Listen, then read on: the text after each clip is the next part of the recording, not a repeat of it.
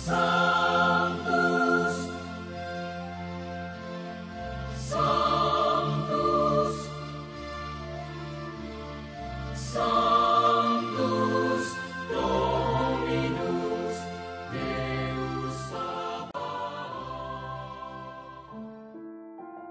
Bapak, Ibu, dan saudara-saudariku yang terkasih dalam Tuhan kita Yesus Kristus, salam sejahtera untuk kita semua. Berkat Allah yang Maha Kuasa senantiasa menyertai kita. Hari Jumat tanggal 1 Agustus tahun 2025 adalah peringatan wajib Santo Alfonsus Maria de Liguori, Uskup dan Pujangga Gereja. Alfonsus Maria de Liguori lahir di kota dekat Napoli, Italia pada tanggal 27 September tahun 1696. Ia berasal dari keluarga bangsawan Kristen yang saleh. Sejak kecil, ia sudah menunjukkan bakat-bakatnya yang luar biasa. Pada umur 16 tahun, ia meraih gelar doktor hukum di Universitas Napoli dengan predikat magna cum laude. Ia memulai karirnya sebagai seorang advokat atau pengacara. Pada tahun 1723, ia diminta membela satu perkara besar, tapi ia dikalahkan oleh lawannya. Kekalahannya itu justru menjadi pintu masuk untuk menjalani kehidupan bakti kepada Tuhan dan sesama. Alfonsus kemudian ditahbiskan menjadi imam pada tahun 1726. Ia menjadi imam kapelan di sebuah kolose yang mendidik calon imam misionaris. Di sana, ia mendapat inspirasi dan dorongan dari seorang imam, Pater Thomas Falciola, untuk mendirikan sebuah institut yang baru, dan ia mendirikan sebuah tarekat religius Sanctissimi. Alfonsus diangkat menjadi uskup Agatha pada umur 66 tahun. Sebagai uskup, ia berusaha membarui cara hidup para imamnya dan seluruh umat keuskupannya. Ia banyak menulis buku, di antaranya buku teologi moral. Karena sering jatuh sakit, ia mengundurkan diri sebagai uskup ketika berumur 80 tahun.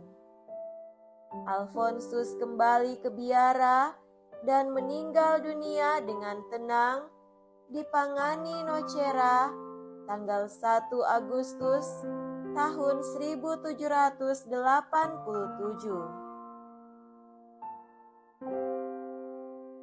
Marilah kita mendengarkan dan merenungkan bacaan-bacaan kitab suci. Dalam nama Bapa dan Putra dan Roh Kudus. Amin.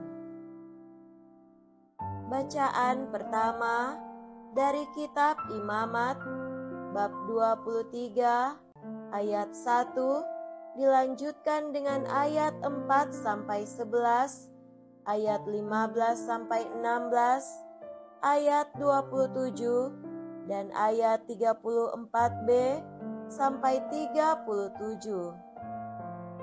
Tuhan bersabda kepada Musa, "Inilah hari-hari raya yang ditetapkan Tuhan, hari-hari pertemuan kudus yang harus kalian maklumkan masing-masing pada waktunya yang tetap.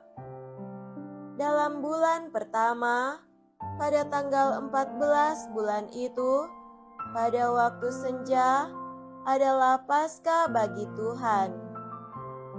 Dan hari yang ke-15 bulan itu adalah hari raya roti tidak beragi. 7 hari lamanya kalian harus makan roti yang tidak beragi. Pada hari yang pertama, kalian harus mengadakan pertemuan kudus. Janganlah kalian melakukan sesuatu pekerjaan berat. Kalian harus mempersembahkan kurban api-apian kepada Tuhan 7 hari lamanya. Pada hari yang ketujuh, haruslah ada pertemuan kudus. Janganlah kalian melakukan suatu pekerjaan berat. Tuhan bersabda pula kepada Musa, "Berbicaralah kepada orang Israel dan katakanlah kepada mereka, apabila kalian sampai ke negeri yang akan kuberikan kepada kalian, dan kalian menuai hasilnya, maka kalian harus membawa seberkas hasil pertama dari penuaianmu kepada imam. Dan imam itu harus menunjukkan berkas itu di hadapan Tuhan, supaya Tuhan berkenan akan kalian. Imam harus mengunjukkannya pada hari sesudah Sabat. Kemudian kalian harus menghitung mulai dari hari sesudah Sabat itu, yaitu waktu kalian membawa berkas persembahan unjukan, haruslah genap 7 minggu. Sampai pada hari sesudah Sabat yang ketujuh, harus kalian hitung 50 hari. Lalu kalian harus mempersembahkan kurban sajian yang baru kepada Tuhan. Akan tetapi, tanggal 10 bulan ketujuh adalah hari perdamaian. Kalian harus mengadakan pertemuan kudus dan harus merendahkan diri dengan berpuasa dan mempersembahkan kurban api-apian kepada Tuhan. Hari yang ke-15 bulan ketujuh itu adalah hari raya pondok daun bagi Tuhan, 7 hari lamanya. Pada hari yang pertama harus ada pertemuan kudus. Janganlah kalian melakukan suatu pekerjaan berat. 7 hari lamanya, kalian harus mempersembahkan kurban api-apian, dan pada hari yang ke-8, kalian harus mengadakan pertemuan kudus dan mempersembahkan kurban api-apian kepada Tuhan. Itulah hari raya perkumpulan. Janganlah kalian melakukan suatu pekerjaan berat. Itulah hari-hari raya yang ditetapkan Tuhan, yang harus kalian maklumkan sebagai hari pertemuan kudus untuk mempersembahkan kurban api-apian kepada Tuhan, yaitu kurban bakaran dan kurban sajian, kurban sembelihan, dan kurban-kurban curahan setiap hari, sebanyak yang ditetapkan untuk hari itu. Demikianlah sabda Tuhan. Syukur kepada Allah. Semoga Tuhan beserta kita sekarang dan selama-lamanya. Inilah Injil suci menurut Santo Matius. Dimuliakanlah Tuhan. Injil Matius bab 13 ayat 54 sampai 58. Pada suatu hari, Yesus kembali ke tempat asalnya. Di sana ia mengajar orang di rumah ibadat mereka. Orang-orang takjub dan berkata, "Dari mana diperolehnya hikmat itu? Bukankah dia itu anak tukang kayu? Bukankah ibunya bernama Maria dan saudara-saudaranya Yakobus, Yusuf, Simon, dan Yudas? Dari mana diperolehnya semuanya itu? Lalu mereka kecewa dan menolak dia. Maka Yesus berkata kepada mereka, "Seorang nabi dihormati di mana-mana, kecuali di tempat asalnya sendiri dan di rumahnya." Karena ketidakpercayaan mereka itu, maka Yesus tidak mengerjakan banyak mujizat di situ.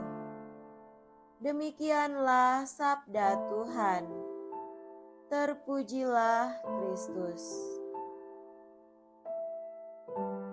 Saudara-saudariku yang terkasih dalam Tuhan kita Yesus Kristus, tema renungan kita pada hari ini adalah menerima utusan Tuhan. Penolakan adalah pengalaman yang banyak kali kita alami sebagai manusia. Ada anak yang ditolak kelahirannya karena jenis kelaminnya atau keadaan fisiknya tidak sesuai dengan harapan keluarga. Ada pula orang tua yang ditolak oleh anaknya karena dianggap menjadi beban hidup. Ada pemimpin negara atau organisasi yang ditolak oleh kelompok tertentu karena dianggap tak sejalan dengan cita-cita dan kepentingan mereka. Ada teman yang ditolak karena hidupnya melarat. Ada pula orang sekampung yang ditolak biarpun sudah sukses, terkenal baik, karena masa lalunya yang miskin dan keluarganya yang tidak terpandang. Yesus menurut penginjil Matius adalah anak Daud, anak Abraham. Dia memiliki silsilah yang jelas dan merupakan keturunan raja. Yesus adalah Kristus, Dia yang diurapi, Raja yang dicari dan disembah oleh 3 raja dari timur. Di samping itu, Yesus adalah Dia yang memenuhi nubuat-nubuat dari para nabi perjanjian lama. Yesus sungguh seorang tokoh yang luar biasa. Dia mengajar dan menafsirkan Taurat, malahan secara baru, melampaui Musa yang memiliki otoritas yang tak tertandingi. Yesus mengadakan mujizat dan membawa sukacita dan harapan kepada banyak orang. Hal ini ditunjukkan pula oleh Yesus ketika Dia pulang ke Nazaret, tempat asalnya. Yesus mengajar di rumah ibadat dengan penuh hikmat dan mengadakan mujizat dengan penuh kuasa. Orang banyak menjadi takjub akan semua hal itu. Mereka dapat menjadi orang-orang yang dibarui dan dipenuhi dengan sukacita dan harapan yang dibawa oleh pengajaran dan perbuatan Yesus itu. Tapi mereka justru menolak Yesus. Mereka tersandung dengan keadaan orang tua, sanak saudara Yesus. Menurut mereka, tidak mungkin keluarga yang mereka kenal itu memiliki seorang anggota keluarga yang luar biasa seperti Yesus. Akibatnya, mereka kecewa dan menolak Yesus. Saudara-saudariku terkasih, Yesus mengutus di tengah-tengah kita orang-orang yang kita kenal, baik keluarganya maupun kepribadian dan masa lalunya. Mungkin teman kita atau orang yang kita kenal dekat, keluarga kita sendiri, murid kita sebelumnya atau rekan kerja kita. Mungkin juga kita merasa lebih hebat sebelumnya daripadanya. Ingat, orang yang diutus Tuhan adalah orang yang dipanggil dan dipilih serta dipersiapkan oleh Tuhan sendiri. Tuhan memberikan kepercayaan kepadanya dan menyertai dia dengan kuasa Roh Kudus. Jangan tersandung oleh keadaan keluarganya atau oleh masa lalunya. Bukalah mata dan hati untuk menerimanya dengan tulus dan rendah hati. Inilah yang akan membuat kita melihat dan mengalami mujizat-mujizat Tuhan lewat kehadiran dan karya utusannya ini. Semoga demikian. Amin.